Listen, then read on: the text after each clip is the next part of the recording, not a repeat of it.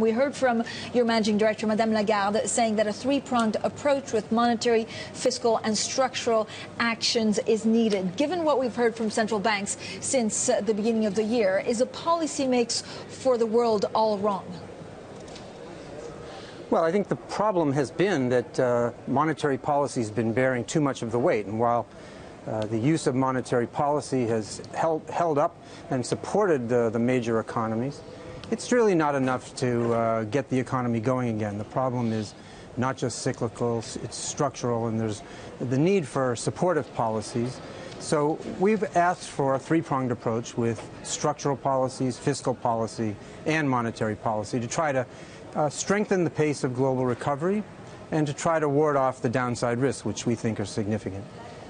But has all this central bank action, does it risk actually sowing the seeds for the next global shock or global crisis?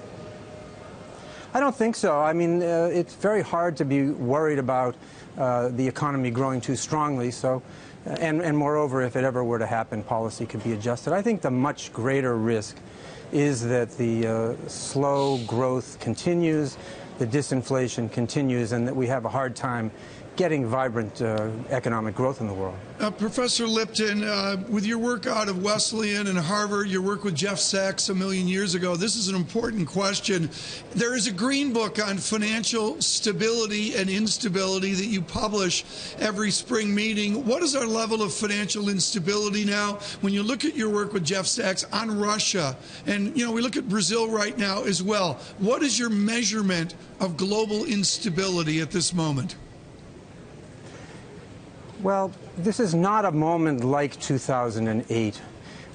And so we're not ringing alarm bells, but we think there ought to be some alert to growing financial pressures and the vulnerabilities, especially in the corporate sector, in countries that have seen oil prices and commodity prices decline, where credit booms have become advanced. Certainly, with the monetary policies that we see, it makes sense to be watching how risks are moving around the financial system, in particular from banks to non-banks. So there's plenty to be looking out for, but we're not ringing alarm bells. Director Lipton, we have a treat for you. We said we can't do David Lipton if we don't drag Kenneth Rogoff into the conversation. Here's Professor Rogoff with a question for you, Ken. Hi, Ken. How are you? Hi, David. How are you? I think the IMF's actually done a very good job in showing you need a balanced monetary, fiscal, structural around this very heated political debate, and I think that's very appreciated. On the structural side, do you feel very frustrated? I mean, on the fiscal, they kind of hear you. On the structural, I'm not sure they do. Well, we've devoted a lot of new work to that subject. We know that many in Europe properly complain that when monetary policy holds up the economy, it simply creates room for policymakers not to take on the important structural reforms that they need to. But it is no answer to ask monetary policymakers not to act because others are not acting. That's why we have the three-pronged approach. We want to see a cooperative approach, not a non-cooperative approach.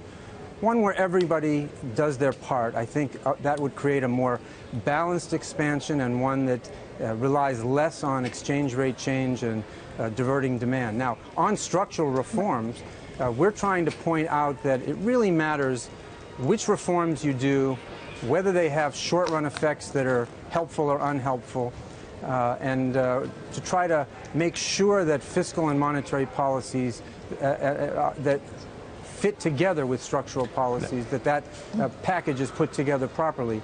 I think it's really important for there to be domestic coordination of policy, even more so than international coordination of policies. I thought you made very good points in the World Economic Outlook about some policies have short-run effects, but a lot of them take time in the long run, and how exactly which policies, especially labor market reforms, countries should do. Francine?